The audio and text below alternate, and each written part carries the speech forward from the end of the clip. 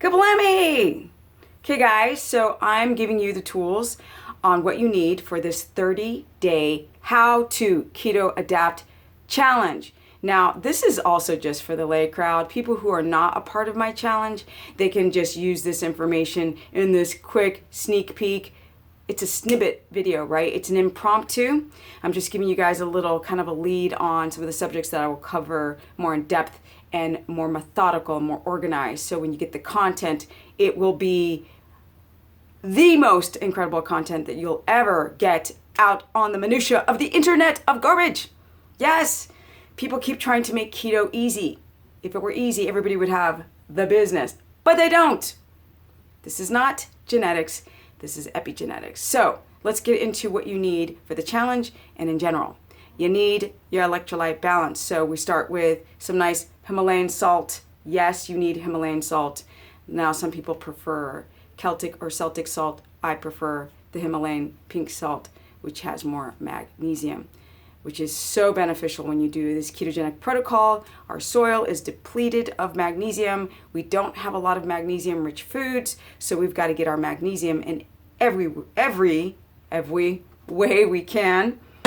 Which also, here is a subdermal skin magnesium ancient minerals. I don't like to push brands and I don't like to push supplements, but magnesium is the only supplement that I actually say you have to have on a ketogenic protocol. Now, some people prefer, now the magnesiums are very similar. You've got glycinate, you've got malate, you got citrate. Now citrate's gonna help relax the bowels, make you poop more. So if you got constipation, then citrate is really great. I don't push brands. Some people like Calm. Now, some people mix the calcium with magnesium because calcium helps the absorption of magnesium more, but we have a lot of calcium in different types of foods. So if you have calcium-rich foods with your oral magnesium or subdermal, this will suffice. You must have magnesium on my 30-day challenge, or anybody out there trying to keto adapt. I'm just saying. You guys have muscle cramps, you're having issues because you don't have enough magnesium, or you don't have enough electrolyte balance going on in your life. You guys are dehydrated. You need to drink enough water. Now, this is just a bottled water. This is Pellegrino, but you don't go for the Pellegrino for your water, just water. Yes, at least 2 liters. I'm not going to tell you what kind of water to get, but you're just going to have to drink water. A lot more than you do normally. You don't need to go up to a gallon unless you're a heavy sweater or big arse guy, but water is very critical. A lot of you guys become dehydrated because, of course, on keto, for every 1 gram of a carb you eat, your body holds on to 2.8 grams of water. Think about it, carbohydrate. We're watery on carbs, processed carbohydrates. When you dump the processed carbohydrates, you dump the water. Now, a lot of you guys don't get your kidneys back in balance. Your kidneys drop the water. A lot of you guys don't get your water balance back because you still aren't drinking enough, which is why a lot of people have chronic muscle cramps and headaches when they do keto, even over time for the intermediate crowd who've already been doing it for a while. Of course, my challenge will be for the beginners, and also for people who are intermediate, who've been trying it for a while and just can't get it dialed in. The challenge is I send you a bunch of things and assignments and tips, but you have no idea how hard I've been working on this information. You will not get this information anywhere on the internet because all these keto gurus that have popped up like out of nowhere, they haven't coached enough people to get enough data. So I'm the scientist in the field. I've worked with over 3,000 people. I've been doing this thing for 9 years solid. Nothing beyond 20 net carbs, clean as frack. Yes, so there's rhyme to my reason, and I get people in ketosis. When you go on the internet, it's subjective. People talk about weight loss. They often do not show what? Their glucometer numbers and their urine strips, right? And they don't show us their journals. They just go before, after. Look how much weight I lost. Well, what if you lost muscle? And what if you're hypoglycemic? What if you're irritating your thyroid? I will cover these issues in the 30-day challenge. I will tell you what to recognize in thyroid issues. Sometimes blood values can be subjective because our blood is always changing. You could do a standard TSH test, come back normal, and still have thyroid problems. You need to know the symptoms, and especially if you're doing a ketogenic protocol. So this is not a 100% requirement, but it is darn well needed. We've got Precision Extra, you have Freestyle, you have Reliant, but I think Reliant just does glucose. Here's a dual glucometer that measures ketones and glucose.